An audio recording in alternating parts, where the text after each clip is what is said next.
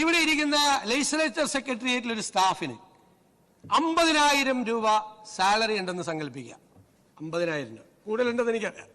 50,000 രൂപ ആൾക്ക് 25,000 രൂപ പലചരക്കടയിൽ കൊടുക്കണം. ശമ്പളം കിട്ടുമ്പോൾ പുള്ളി പലചരക്കടയിൽ കൊടുക്കുന്നില്ല, അത് പോക്കറ്റിൽ വെക്കുന്നു. പാല് മേടിച്ച കാശ് കൊടുക്കുന്നില്ല, 1-ാം തീയതി ആകുമ്പോൾ പാലുകാരൻ വരുമ്പോൾ കൊടുത്തില്ല. പത്രക്കാരന്റെ കാശ് കൊടുക്കുന്നില്ല, മനസ്സിലായ, ആർക്കും കൊടുക്കുന്നില്ല. ആ ഇറച്ചിയും മീനും മേടിച്ച സ്ഥലത്ത് അവർക്ക് പോലും പൈസ കൊടുക്കുന്നില്ല. എന്നിട്ട് ഇദ്ദേഹം പറയാണ്, എന്റെ പോക്കറ്റിൽ 50,000 രൂപ ബാക്കിയുണ്ട്.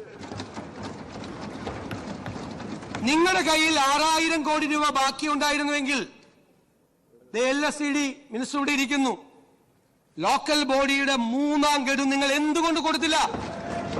1982 കോടി രൂപ നിങ്ങൾ എന്തുകൊണ്ട് കൊടുത്തില്ല? കയ്യിൽ പണം ഉണ്ടായിട്ട്. എന്നിട്ടൊരു കഥ ഉണ്ടാക്കുക, എന്നിട്ട് സോഷ്യൽ മീഡിയയിലൂടെ പ്രചരിപ്പിക്കുക, 6,000 കോടി ബാക്കി വെച്ചിട്ട് പോയിരിക്കുക. 16-ാം തീയതി നമ്മൾ അധികാരത്തിലേക്കുമ്പോൾ 2,000 കോടിയാണ്. ഞാൻ ഇതിനെക്കുറിച്ച് എല്ലാ ഡീറ്റെയിൽ ഈ വൈറ്റ് പേപ്പറിൽ എഴുതിയിട്ടുണ്ട്. ട്രഷറി ബാലൻസിനെ കുറിച്ചും ട്രഷറി ബാലൻസിന്റെ സിസ്റ്റത്തെ കുറിച്ചും. അത് ഓരോ സമയത്ത് ചിലപ്പോൾ പൈസ വരും, ഓരോ സമയത്ത് പൈസ വരും. പക്ഷേ നമ്മുടെ ലയബിലിറ്റീസ് അവിടെ നിൽക്കുകയാണ്, മനസ്സിലായില്ലേ?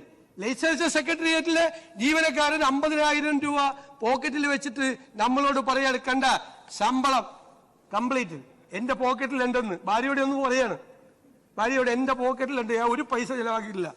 കൊടുക്കാനുള്ള കടക്കാർ വാഴക്ക് നിൽക്കുകയാണ്, വാതിൽ തുറന്ന. പത്രക്കാരനും പാലുകാരനും പലചരക്കടക്കാരനും ഇറച്ചി മേടിച്ചവരും മീൻ മേടിച്ച കൊണ്ടുവന്ന പാവപ്പെട്ട സ്ത്രീയൊക്കെ പുറത്തു നിൽക്കുകയാണ്. എന്നിട്ട് വാതിലടച്ചിട്ട് അകത്ത് നിന്ന് ഭാര്യയോട് പറയാം, 50,000 രൂപ ഞാൻ അതുപോലെ ഇവിടെ കൊണ്ടുവന്നിട്ടുണ്ടെന്ന് പറയാം. ഇതല്ലേ നടന്നത്? ഞാനത് പെട്ടെന്ന് ആളുകൾക്ക് മനസ്സിലാകാനാ. എന്നോട് ഒരുപാട് പേര് ചോദിക്കുക, സാറിന് നല്ല സുഖമായല്ലോ. ഞാൻ ചിന്തയായി, അല്ല ധനകാര്യ വകുപ്പല്ലേ? അതെ. ആ പഴയ മന്ത്രി 6,000 കോടി ബാക്കി വെച്ചിട്ടല്ലേ പോയേക്കണത്, അടിച്ചു പൊളിക്കാമല്ലോ. അപ്പൊ അവരോടാണ് എന്നോട് ചോദ്യം ചോദിച്ച അവരോടാണ് ഞാൻ ഈ ഒരു ജീവനക്കാരൻ, ശമ്പളം കിട്ടിയ ജീവനക്കാരന്റെ കഥ പറഞ്ഞത്. ഇപ്പൊ മനസ്സിലായല്ലോ, കാര്യം മനസ്സിലായില്ല. ഇതാണ് സാമ്പത്തിക അവസ്ഥ. സാർ, ഇതിന് മാറ്റമുണ്ടാകണം. സമ്പദ് വ്യവസ്ഥ ഞങ്ങൾ കമ്പയർ ചെയ്തിട്ടുണ്ട്. ബാക്കിയുള്ള സ്റ്റേറ്റിലെ സമ്പദ് വ്യവസ്ഥയുമായിട്ട് ഓരോ ഇൻഡിക്കേറ്റേഴ്സുമായിട്ട് കമ്പയർ ചെയ്ത് വളരെ മോശമാണ്. നമ്മുടെ ഇൻട്രസ്റ്റ് റേറ്റ് നമുക്ക് വളരെ കൂടുതലാണ്. എല്ലാ സർക്കാരിനും കടമെടുക്കണ്ടേ? ആ കടമെടുക്കാനുള്ള തുക ഇതിൽ നല്ലൊരു ഭാഗം ഈ കിഫ്ബിക്ക് വേണ്ടി തിരിച്ചടക്കണം. ഇതാണ് സ്ഥിതി.